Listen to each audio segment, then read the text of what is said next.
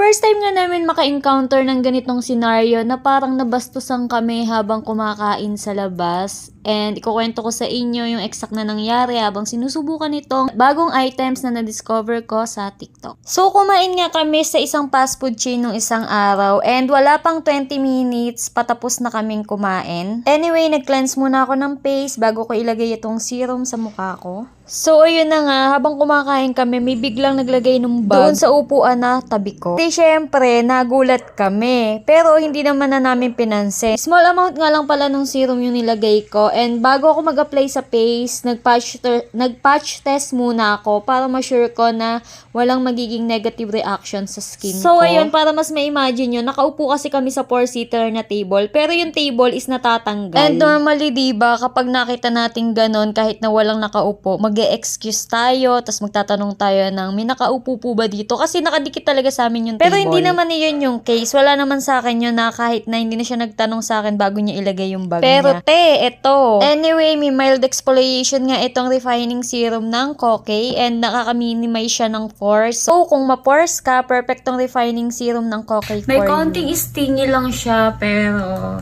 tolerable naman. And need lang natin siyang ibabad up to max time of 5 minutes. Pero in my case, 3 minutes ko lang siya ibababad. So, ayan, balik tayo sa kwento. So, nilagay na nga niya yung bag niya. And eto nga, naglagay siya nung gamit niya sa table na parang padabog. Yung parang sinasabi niya na, uy, kami naman, alis na kayo. Parang ganon. Time ended. So, i-rinse na natin siya kasi tapos na yung 3 minutes. And binanlawan ko na siya and ngayon going back sa kwento, pagbaba niya nung gamit niya sa table, pumunta siya sa counter and ina-expect niya na yung partner niya or yung kasama niya is mauupo na dun sa table.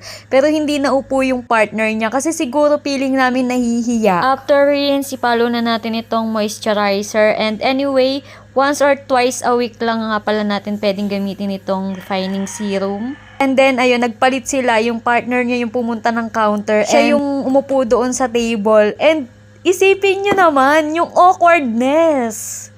Isipin nyo yun, magkatabi kami sa table na hindi mo lang sila nag-excuse. And si ate mo, girl, talagang napaka-unbothered niya. Actually, dapat tatayo na talaga ako nung umupo siya. Kaya lang, ayun nga, na-off ako. Kaya medyo tinagalan ko pa talaga bago kami umalis. At hindi nga lang ito pang face. Pwede rin siya i-mix sa lotion to achieve a smooth and brightened skin. Pag-alis nga namin, sabi ni MJ, gusto niya daw sabihin doon sa girl na, excuse me? Siguro naman valid yung inis namin, no?